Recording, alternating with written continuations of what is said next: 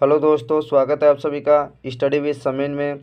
दोस्तों, आज फिर मैं लेकर आया हूं आप लोगों के लिए क्वेश्चन आंसर की एक श्रृंखला जो संविधान राज्य व्यवस्था से संबंधित होगा और एमसीक्यू फॉर्म में होगा। दोस्तों, आपके एग्ज़ाम में राज्य व्यवस्था से संबंधित जितने भी क्वेश्चन पूछे जाते हैं वे सभी क्वेश्चन हमारे एमसीक्यू सीरीज में आपको मिलेगी, इसकी गारंटी है। तो दोस्तों आइए देखते हैं। तो आज दोस्तों नया साल आने वाला है, तो आप लोग कुछ संकल्प ले सकते हैं। यदि आप माता पिता हैं तो अपने बच्चे को अच्छी शिक्षा दिलाएंगे। अगर आप स्टूडेंट हैं तो अपनी पढ़ाई अच्छे से और पूरी ईमानदारी से करें। और आप हम सभी लोगों के लिए एक संकल्प है कि ज़रूरतमंद लोगों की मदद करें, विशेषकर बच्चे, बुजुर्ग और महिलाओं की। ये नए साल में हमको संकल्प लेना चाहिए, ये आपके ऊपर है। तो दोस्तों आइए क्वेश्चन देखते हैं। देखिए, पहला क्वेश्चन है,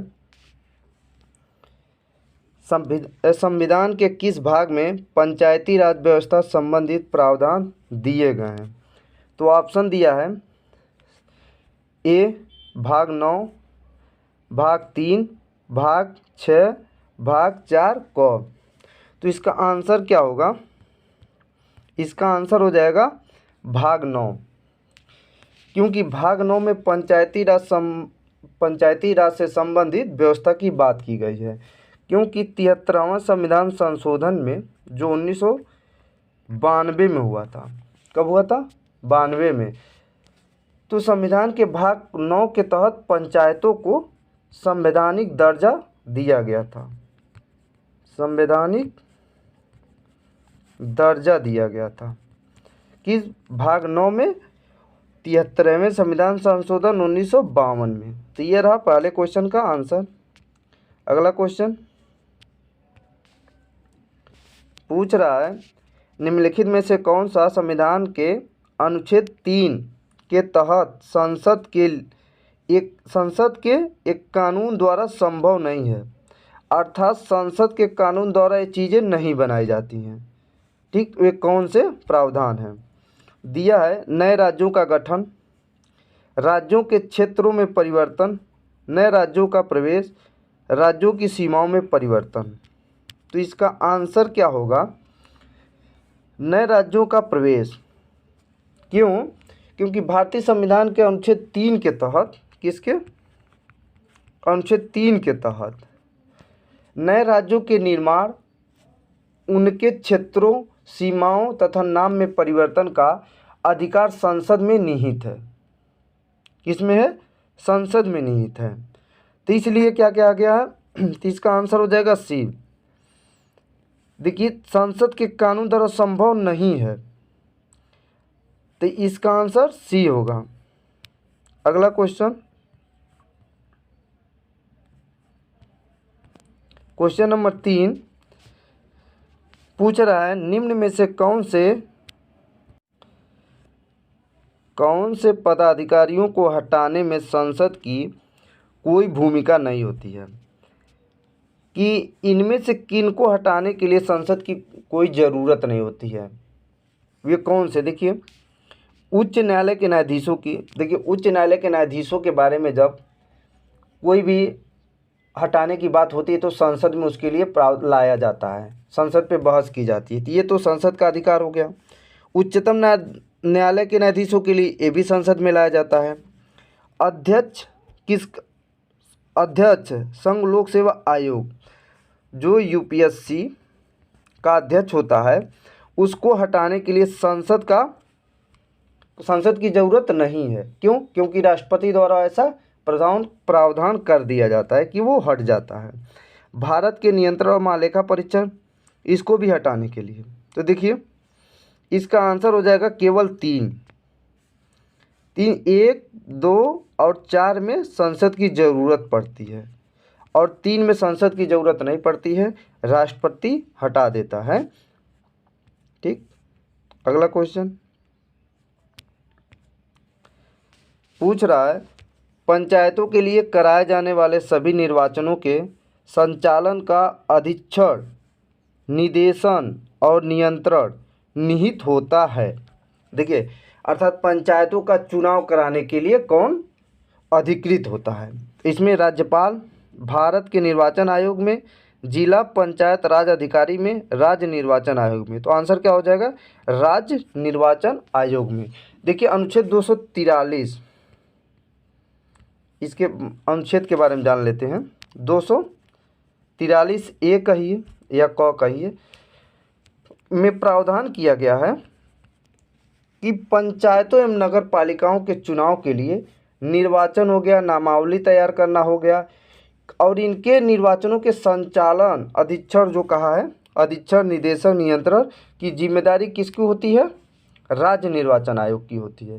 राज्य निर्वाचन आयोग इन सब की जिम्मेदारी लेता है और चुनाव करवाता है। तो आंसर हो जाएगा डी। अगला क्वेश्चन पूछ रहा है, भारतीय संविधान के कौन से अनुच्छेद नागरिकता से संबंधित? ये देखिए क्वेश्चन बार बार रिपीट करके पूछे जाते हैं, ये क्वेश्चन आपके जुबान पे होना चाहिए। तो आंसर हो जाएगा कौन? इसका 5 का बी, 5 से 11। 5 से 11 में नागरिकता की बात की गई है। ठीक, अगला क्वेश्चन, क्वेश्चन नंबर 6, राज्यों में मुख्यमंत्री सहित मंत्रिपरिषद में मंत्रियों की न्यूनतम संख्या क्या होगी? देखिए कहा गया था, जब दिल्ली का एक मामला आया था, दिल्ली का मामला एक आया था, तो उसमें कहा गया था क्या, जब अरविंद केजरीवाल ने अपने मंत्रिपरिषद की संख्या बढ़ा दी थी, तो उस समय एक आया था निर्णय कि राज्य के मंत्रिपरिषद में मंत्रियों की संख्या उसके कुल सदस्यों की संख्या का 15% से अधिक नहीं होगा। कितना? 15%। तो मैक्सिमम क्या है? 15%। और ये क्या पूछ रहा है? न्यूनतम। तो न्यूनतम हो जाएगा 12। किसी भी राज्य के विधानसभा में मंत्रिपरिषद मुख्यमंत्री को लेकर कम से कम 12 सदस्य होने चाहिए। इसका आंसर हो जाएगा बी, 12। क्या आंसर हो जाएगा? बी। ऐसा अनुच्छेद किस अनुच्छेद में किया गया? 164 अनुच्छेद में ऐसा प्रावधान किया गया है। अगला क्वेश्चन, भारत के सर्वोच्च न्यायालय ने संविधान के आधारभूत ढांचे के सिद्धांत को स्पष्ट किया है। किस निर्णय में? तो आंसर हो जाएगा केशवानंद भारती निर्णय में। इसका आंसर केशवानंद भारती। देखिए इसमें कहा गया था, क्या कहा था? इस बात में सर्वोच्च न्यायालय ने एक निर्णय दिया था। क्या निर्णय? प्रस्तावना या उद्देशिका। क्या? प्रस्तावना या उद्देशिका हो गया। वो क्या है? भारतीय संविधान की मौलिक संरचना का भाग है। प्रस्तावना हो गया, उद्देशिका भाग है संविधान की, यही निर्णय दिया गया था। तो केशवानंद। अगला क्वेश्चन पूछ रहा है, निम्नलिखित में से किस पर गतिरोध दूर करने हेतु लोकसभा और राज्यसभा की संयुक्त बैठक हो सकती है? देखिए कभी भी होगा संयुक्त बैठक दोनों, तो सामान्य विधेयक पे ही होगा। किस पे? सामान्य विधेयक पे। क्यों ऐसा होगा? क्योंकि देखिए संवैधानिक संशोधन विधेयक पे अलग अलग सदनों से अलग अलग पारित कराना पड़ता है, सब में अलग अलग सदनों से पारित कराना पड़ता है। अनुच्छेद 108 में, किसमें? अनुच्छेद 108 में संसद के दोनों सदनों की संयुक्त बैठक का प्रावधान किया गया है। जब भी अगर किसी विधेयक को लेकर गतिरोध होगा तो वो कई प्रकार के विधेयक होंगे, साधारण विधेयक होंगे, सामान्य विधेयक होंगे, उसी में इनकी संयुक्त बैठक होगी। ठीक, तो ये आंसर हो जाएगा ए। अगला क्वेश्चन, भारतीय संविधान में शामिल है, क्या है? 395 अनुच्छेद 22 भाग एवं 12 अनुसूचियाँ, 371 अनुच्छेद 21 भाग एवं 11 सूचियाँ। देखिए तो इसका आंसर हो जाएगा ए। वर्तमान में क्या 395 अनुच्छेद 22 भाग और 12 अनुसूचियाँ थे, क्योंकि मूल संविधान जो था उसमें 395 अनुच्छेद थे, 22 भाग थे और 8 अनुसूचियाँ थी। इसमें संशोधन करके 12 अनुसूचियाँ कर दी गई। तो इसमें इसका आंसर हो जाएगा 395। अगर पूछ ले ऐसा कभी क्वेश्चन कि वर्तमान में कुल कितने अनुच्छेद हैं, तो अभी 450 से अधिक अनुच्छेद हो गए हैं। जैसे अनुच्छेद में संशोधन हुए तो उसमें क, ख, ग ऐसे करके जोड़ दिया गया, तो उसको सब जोड़ करके 450 से अधिक अनुच्छेद कर दिए गए हैं। लेकिन मुख्यतः जब क्वेश्चन पूछता है 395 अनुच्छेद को लेकर पूछता है। अगला क्वेश्चन, भारतीय संविधान की प्रस्तावना में समाजवादी शब्द किस संशोधन के तहत जोड़ा गया? अब देखिए ये इम्पोर्टेंट है, बार बार पूछता है, यूपीएससी में भी पूछा है, यूपीपीसीएस में, वीपीएससी में, सभी एग्जाम में पूछा है ये क्वेश्चन। वहाँ तक कि वनडे, यूपीपी वगैरह सब, टीजीटी, पीजीटी सब में पूछा है ये क्वेश्चन। तो इसका आंसर हो जाएगा 42वां संविधान संशोधन, उसी में पूछा गया था। ये कब हुआ था? 1976 में, ये याद रखिए। अगला क्वेश्चन, एक नया राज्य बनाने में संवैधानिक संशोधन के लिए बहुमत चाहिए।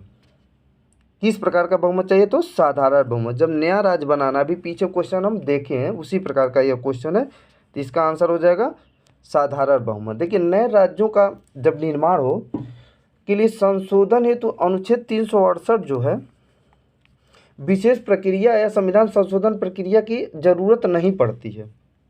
ठीक, किसमें? नए राज्यों के, नए राज्य बनाने के लिए विशेष प्रक्रिया की जरूरत नहीं पड़ती है। इसमें क्या होता है कि साधारण बहुमत से नए राज्यों का निर्माण संसद कर देती है। ठीक, तो इसमें 368 की जरूरत नहीं पड़ती, इसमें साधारण बहुमत की जरूरत पड़ती, संसद अपने से कर लेती है। अगला क्वेश्चन, क्वेश्चन नंबर 12 है, भारत के राष्ट्रपति अपनी शक्तियों का प्रयोग करते हैं। देखिए इसका आंसर हो जाएगा सीधे अथवा अपने अधीनस्थ अधिकारियों द्वारा, मंत्रियों के द्वारा, प्रधानमंत्री द्वारा, मंत्रिमंडल के द्वारा, या इनमें से कोई नहीं। देखिए बीपीएससी का क्वेश्चन है। ठीक, तो इसका आंसर हो जाएगा ए, सीधे अथवा अपने अधीनस्थ अधिकारियों द्वारा। कहते हैं किस, कैसे कहा गया? ये अनुच्छेद 53 में कहा गया है। किसमें? अनुच्छेद 53 में कहा गया है कि जो राष्ट्रपति होगा अपनी शक्तियों का प्रयोग वो कैसे करे, या तो अपने से करे या तो अपने अधीनस्थ अधिकारियों की सहायता से करे, ऐसा अनुच्छेद 53 में कहा गया है। तो अनुच्छेद आप याद रखिएगा। और एक अनुच्छेद और दिया, अनुच्छेद 52 क्या करता है? भारत का एक राष्ट्रपति होगा। अनुच्छेद 52 भारत का एक राष्ट्रपति होगा। अगला क्वेश्चन पूछ रहा है, यदि राष्ट्रपति या उपराष्ट्रपति का पद खाली हो तो भारत के राष्ट्रपति के पद पर कौन होगा? देखिए जब दोनों का पद खाली होता है तो भारत का मुख्य न्यायाधीश होता है। कौन होता है? भारत का मुख्य न्यायाधीश। अगला क्वेश्चन, हमारे संविधान के अनुसार राज्यसभा का कार्यकाल क्या है? अब देखिए राज्यसभा का जो कार्यकाल होता है, तो राज्यसभा क्या होती? कभी विघटित नहीं होती है, तो उस क्या हो जाएगा? राज्यसभा का कोई कार्यकाल निश्चित नहीं है, तो समाप्त होने का विषय ही नहीं है। आंसर डी हो जाएगा। इसके सदस्य होते हैं 6 साल पे, इनके सदस्यों का कार्यकाल क्या होता है? 6 साल होता है।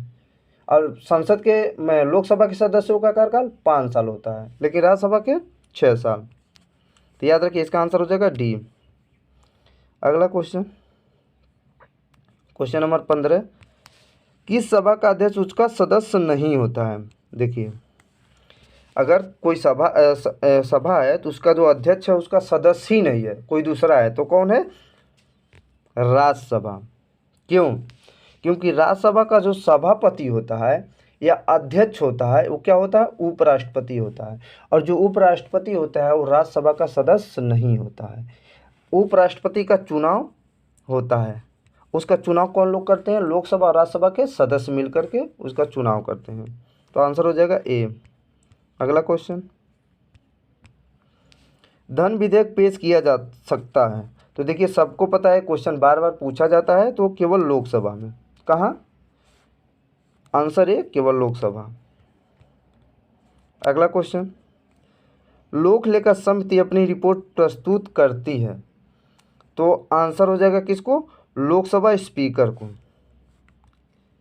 ये इसका आंसर हो जाएगा। तो दोस्तों ये रहा आपका क्वेश्चन राज्य व्यवस्था से संबंधित। अब ये जितने भी क्वेश्चन मैं सॉल्व कराया हूँ, इससे बाहर से क्वेश्चन नहीं पूछे जाते, यही क्वेश्चन बार बार रिपीट करके पूछे जाते हैं। तो दोस्तों वीडियो देखने के लिए थैंक्स। और चैनल को, अगर इस चैनल पे आप नए हैं तो चैनल को सब्सक्राइब करें, लाइक करें और दोस्तों तक शेयर करें। तो दोस्तों थैंक्स।